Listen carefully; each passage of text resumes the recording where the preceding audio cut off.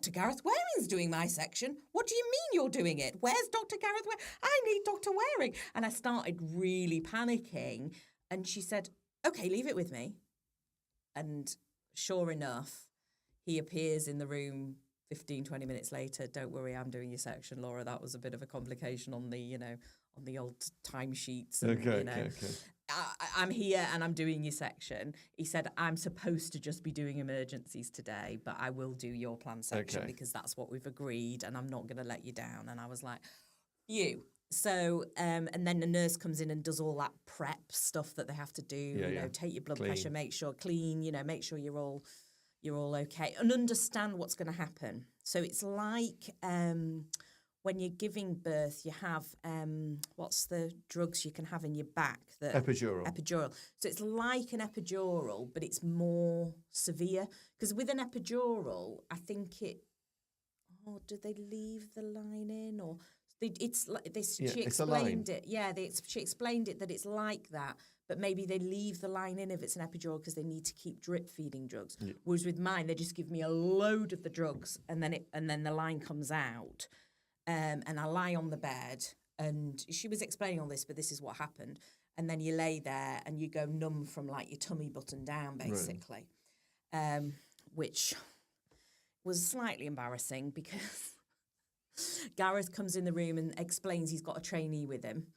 And I was like, yeah, that's fine, and introduces us and everything. And I'm just shaking like a leaf. And John's quite nervous, although they were very good with John. And they did say to John, we've got Spotify in the room. Have you got a playlist? So he put some like 90s R&B on. And everybody was of a certain age in the surgery, funnily enough. So everybody was bopping along to the music. So that lightened the mood a bit.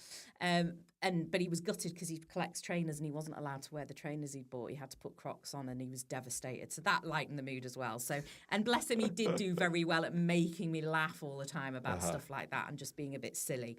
But when we got into the room and I sat on the edge of the bed and you hug the pillow and they put the thing in your back and I was shaking before they'd even done that. I was like, can you do that? Because I'm shaking. And she was like, yes, we're used to that, and they had a couple of hands on me, I think, and did the injection in my back. And then I laid down and it all started to kick in. And then Gareth says, right, I'm going to start now. And I said, no, Gareth, you can't start cutting me. I'm shaking like a leaf. The line will be all wobbly. And he says, Laura, you're numb from the waist down. There's nothing moving down here, my love. Wow. But the line was perfectly straight and very neat. Lovely. To the point where there was 2 occasions in the next few days while I was in hospital that midwives actually came to my bed asking to look at the scar because we hear it's a Dr. Gareth Waring planned section. We don't see them very often because he normally does emergencies and it's quick. Yeah. Get the baby out, and he doesn't worry too much about where he cuts, how he cuts, whatever.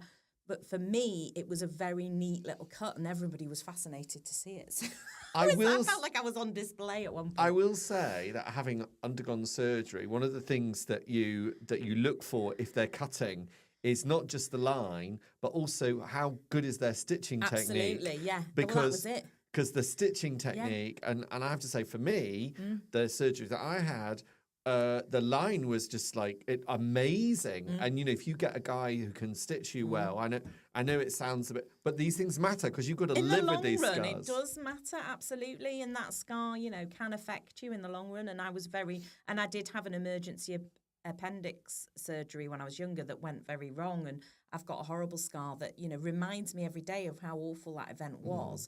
So to be able to have it planned and for him to be relaxed and calm about it.